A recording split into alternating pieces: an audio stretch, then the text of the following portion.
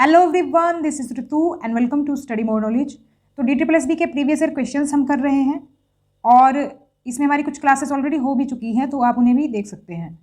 तो जो question papers हम सॉल्व कर रहे हैं, ये सभी पेपर आपके सभी DSSB के एग्जाम्स के लिए यूजफुल रहेंगे, या फिर ये सब्जेक्ट्स जिस किसी पेपर में आते हैं उनके लिए भी ये यूजफुल रहेंगे। स्पेशली DSSB के एग्जाम्स के लिए तो ये यूजफुल रहेंगे ही रहेंगे, चाहे आप कोई टीचिंग एग्जाम दे रहे हो या फिर कोई आप नॉन टीचिंग एग्जाम दे रहे हो, जैसे कि LDC क्लर्क वगैरह का। तो जिसमें भी DSSB के ये सेक्शंस कॉमन हैं, उनके लिए आप इन क्वेश्चन पेपर को ज़रूर देखें। तो एक्सप्लेनेशन के साथ अगर आप तैयारी करेंगे तो बहुत अच्छे से आपके कंसेप्ट जो हैं वो मजबूत बनेंगे। तो आज के इस वीडियो में हम करने वाले हैं 14 नवंबर 2019 में जो DSSB PRT का पेपर हुआ था फर्स्ट शिफ्ट में, उसका हम देखने वाले हैं हिंदी का सोल्यूशन। इंग्लिश सोल्यूशन मैं इसका ऑलरेडी करा चुकी हूँ, तो वो भी आप देख लें। तो चलिए शुरू करते हैं। तो पहला क्वेश्चन है आज की क्लास का, तो फिल इन द ब्लैंक दिया हुआ है, इसमें हमें बताना है मुहावरा कौन सा आएगा। आज कार से टक्कर हो गई लेकिन हम, तो इसका आंसर होगा बाल बाल बच गए। तो कार से टक्कर हो गई यानी कि बाल बाल बच गए, इसका मतलब क्या है कि मुश्किल से बचे। मुश्किल से बचे ये ना कह करके हम मुहावरे का प्रयोग करते हैं बाल बाल बच गए। ऐसे ही इसमें दो मुहावरे और दिए हैं। स्वर्ग सिधार गए का मतलब होता है मृत्यु को प्राप्त होना, और काम तमाम कर देना का मतलब होता है मार डालना। तो मुहावरे जो हैं एक तरह से हम कह सकते हैं भाषा को थोड़ा सा आकर्षक रूप प्रदान करने के लिए हम यूज़ करते हैं, डायरेक्ट वो अर्थ ना यूज़ करके के हम मुहावरे के थ्रू उस बात को कहते हैं। नेक्स्ट क्वेश्चन देख लेते हैं। दिए गए वाक्य में शुद्ध वाक्य कौन सा है। शुद्ध वाक्य हो जाएगा हमारा फर्स्ट ऑप्शन, दौड़ में रमेश का स्थान 5वां रहा। बाकी वाक्यों को आप देखेंगे तो ये अशुद्ध आपको क्लियरली दिख रहे होंगे। दौड़ में रमेश ने स्थान पर 5वां रहा, गलत है ये सब्जेक्ट इसमें कहीं और है और वर्ब इसमें कहीं और है। दौड़ में रमेश का स्थान 5वां रहा, ये भी नहीं होगा। रमेश ने दौड़ में 5वीं स्थान हासिल किया, तो इसमें तो ये नहीं होगा। पुल्लिंग और स्त्रीलिंग को इन्होंने इधर उधर कर दिया है, तो ये भी गलत हो जाएगा। तो पहला ऑप्शन ही इसमें सही होगा। दिए गए मुहावरे का अर्थ ज्ञात कीजिए। तो मुहावरा है हमारा क्या, गुण गाना। गुण गाने का मतलब क्या होता है, तारीफ करना। तो ऑप्शन 4 इसमें सही होगा। और इसी तरह से बाकी मुहावरों की बात करें, मुहावरे नहीं दिए हैं, इसमें अर्थ दिए हैं, इनके लिए हमें मुहावरे बताने हैं। हरा देने का मतलब होता है दांत खट्टे करना, और भारी पड़ने का मतलब होता है अपेक्षाकृत प्रबल होना। तो भारी पड़ना जो है ये मुहावरा दिया है, तो अपेक्षाकृत प्रबल होना इसमें इसका अर्थ हो जाएगा।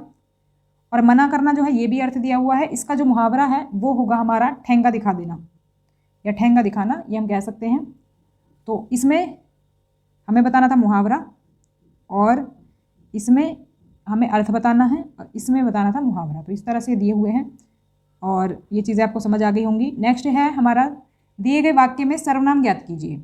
वह अपने पिताजी के साथ स्कूल जाती है, इसमें सर्वनाम बताओ। तो सर्वनाम हो जाएगा इसमें वह।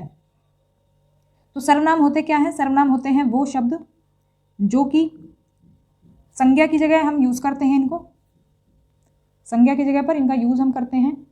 और इसमें क्योंकि वह जो है उस पर्टिकुलर व्यक्ति का नाम ना लेकर के हम उसको संकेत करके बोल रहे हैं, तो इसलिए वह यहाँ पर सर्वनाम है। और कौन सा सर्वनाम है, ये पुरुषवाचक सर्वनाम है।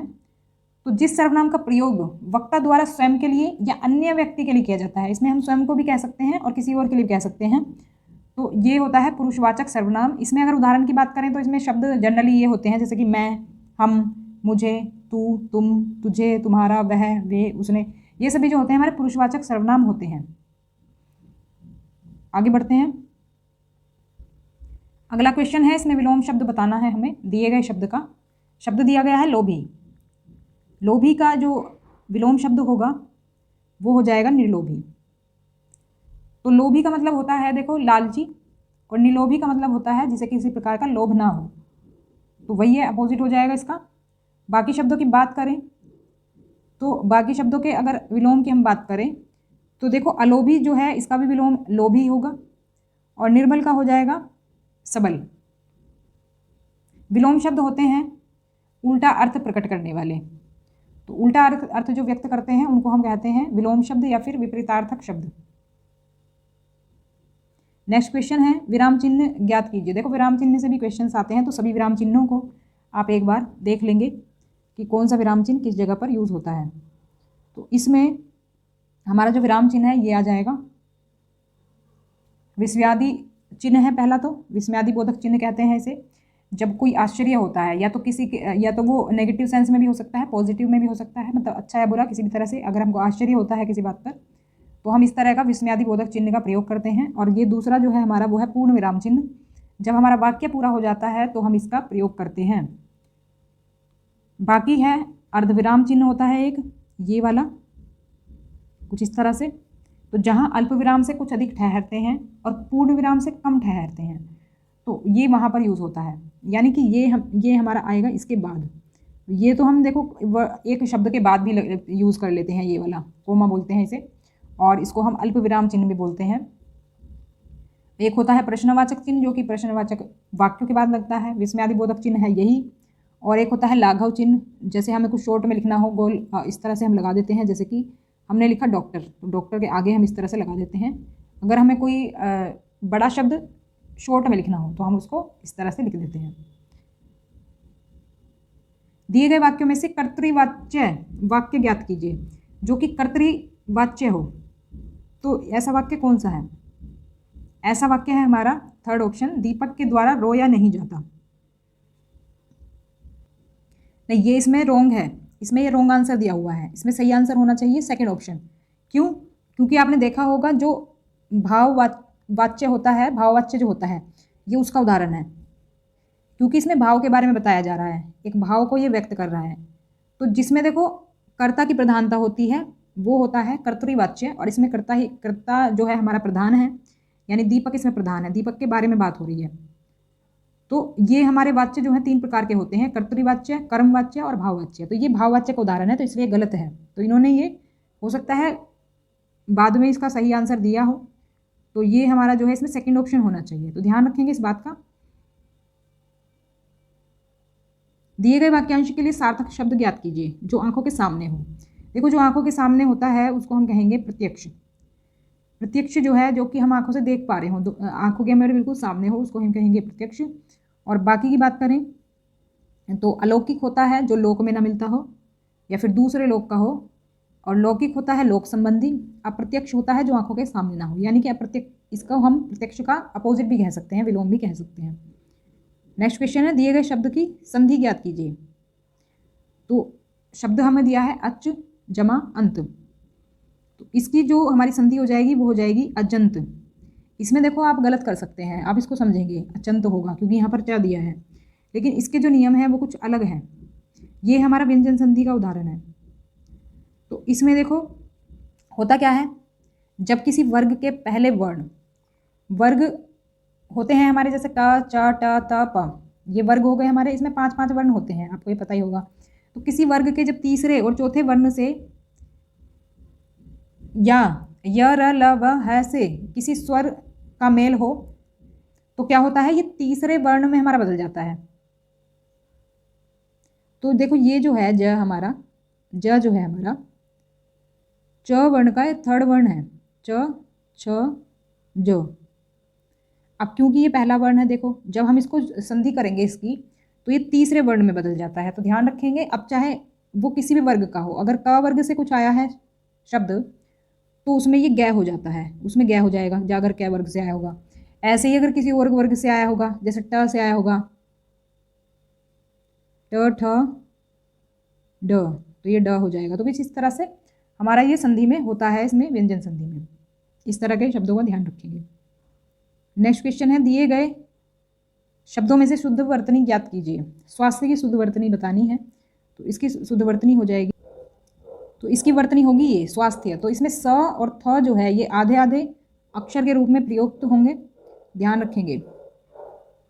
दिए गए वाक्य में किस प्रकार का पुरुष है ये ज्ञात करें। तो पुरुष इसमें बताना है। देखो इसमें अंडरलाइन नहीं किया है, अंडरलाइन इसमें मुझे का पूछा है, मुझे बहुत खुशी हुई, आपके आने से मुझे बहुत खुशी हुई, तो इसमें बताना है। तो इसमें जो है हमारा हो जाएगा ये उत्तम पुरुष, फोर्थ ऑप्शन इसमें सही होगा। देखो कुछ एरर्स भी आपको मिलेंगे इन आंसर कीज में, तो एरर जो है उनको भी मैं करेक्ट कर रही हूँ जिससे कि आपकी गलत ना हो एग्जाम में।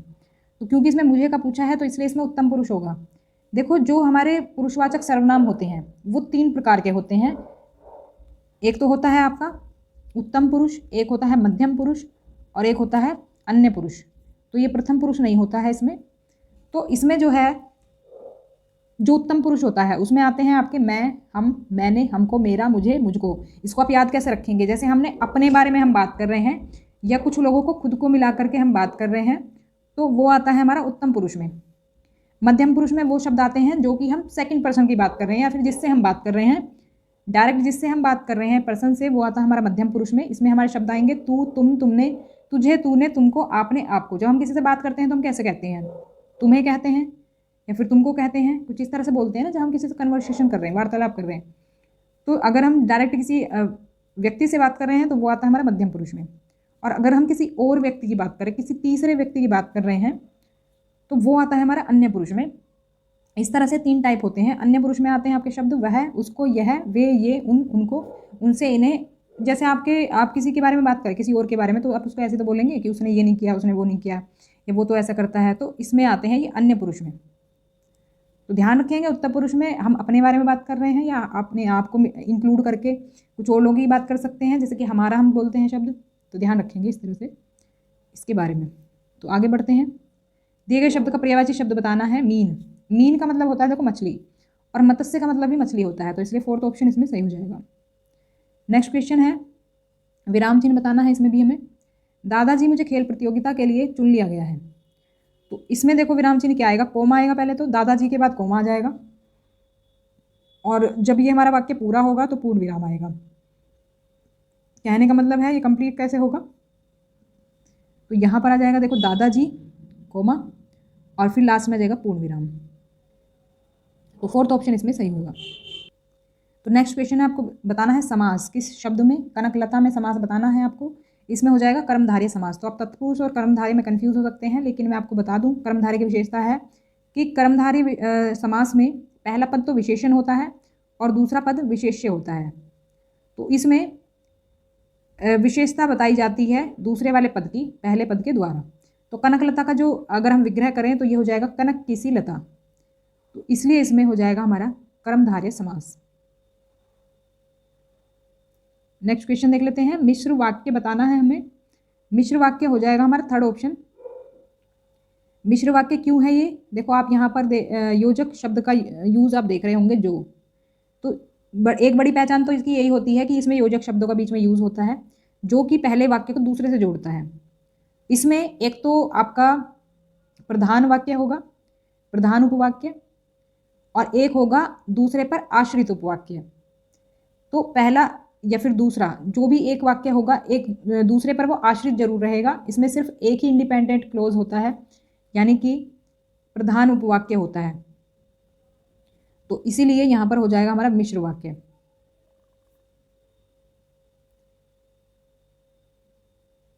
नेक्स्ट क्वेश्चन पर चलते हैं। बाकी के क्वेश्चन हमारे पैसेज पर आधारित हैं। तो गद्यांश यहाँ पर दिया हुआ है एक, और इसमें से हमें क्वेश्चंस को देखना है कि कौन सा आंसर हमारा सही रहेगा। देखो पैसेज नहीं पढ़ना है, टाइम वेस्ट नहीं करना है पैसेज पढ़ने में, क्वेश्चन पर चलेंगे और क्वेश्चन से कीवर्ड्स को ढूंढेंगे। तो देखो हमसे क्वेश्चन किया गया हिंदी भाषा को भारत संघ की कौन सी भाषा के रूप में मान्यता दी गई। मैंने आपको बताया हुआ है कि कीवर्ड्स जो दिए हैं क्वेश्चन में उनको हम ढूंढेंगे। देखो यहाँ पर कीवर्ड हमें क्या मिला है? मान्यता, कि भाषा के रूप में कब मान्यता मिली इसे, हिंदी भाषा को मान्यता कब मिली, कुछ इस तरह का हमें ढूंढना है पैसेज में। तो हमें देखो पैसेज में ये कहाँ मिला है? स्वतंत्रता के बाद भारत की संविधान सभा ने 14 सितंबर 1949 को हिंदी भाषा को भारत संघ की राजभाषा के रूप में मान्यता दी थी। तो मिल गया ना हमें। कुछ इस तरह के शब्द जो हमारे क्वेश्चन में दिए हुए हैं यही होते हैं कीवर्ड्स। तो इसी के थ्रू आपको क्वेश्चन का आंसर ढूंढना पड़ता है पैसेज में। तो यहाँ पर क्या हो जाएगा? हमारा 4th ऑप्शन सही हो जाएगा, राजभाषा के रूप में मान्यता दी थी। तो ये 4th ऑप्शन होगा सही। कुछ इस तरह से ही आप बाकी के क्वेश्चंस भी करेंगे। हिंदी भाषा को विचारों के आदान प्रदान करने का कैसा माध्यम माना जाता है? तो इसको भी हम कुछ इस तरह से देखेंगे कि आदान प्रदान करने का कैसा माध्यम माना जाता है। तो यहाँ पर कुछ इस तरह की लाइन हमें दिख जाती है, भाषा हमारे विचारों के आदान प्रदान का एक सशक्त माध्यम है। तो ये वर्ड्स देखो हमने यहाँ पर अपने दिमाग में रखे, उन्हीं को दिमाग में रख के हम पैसेज में ढूंढा। तो यहाँ पर हमें मिल गया ये।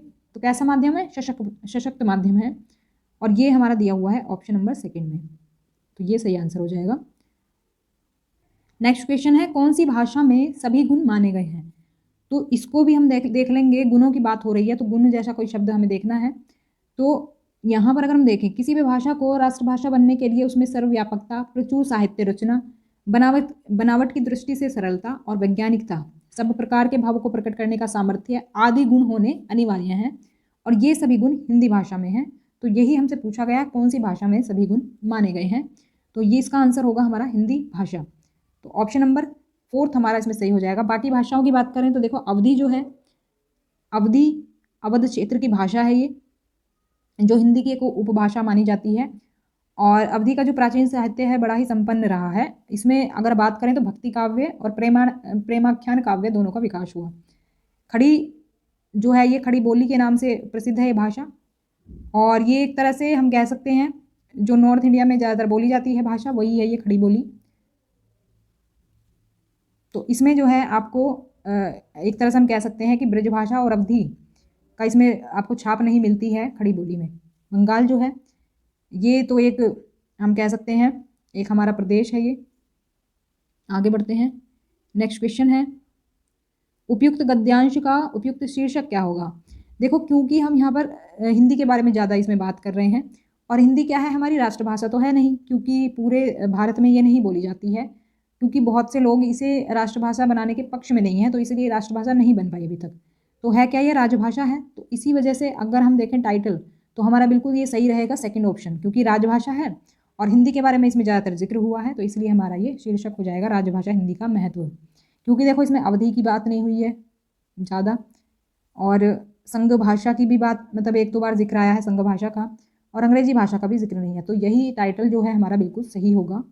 नेक्स्ट क्वेश्चन देख लेते हैं, स्वतंत्रता के बाद संविधान सभा ने हिंदी भाषा को कब मान्यता दी थी।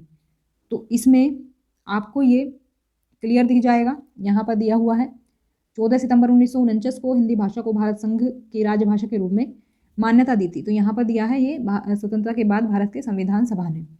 तो यहाँ पर देखो कीवर्ड से ही हमें सारे क्वेश्चंस का आंसर मिल गया है इजीली, तो इसी तरह से आप इजीली करेक्ट आंसर तक पहुँच सकते हैं।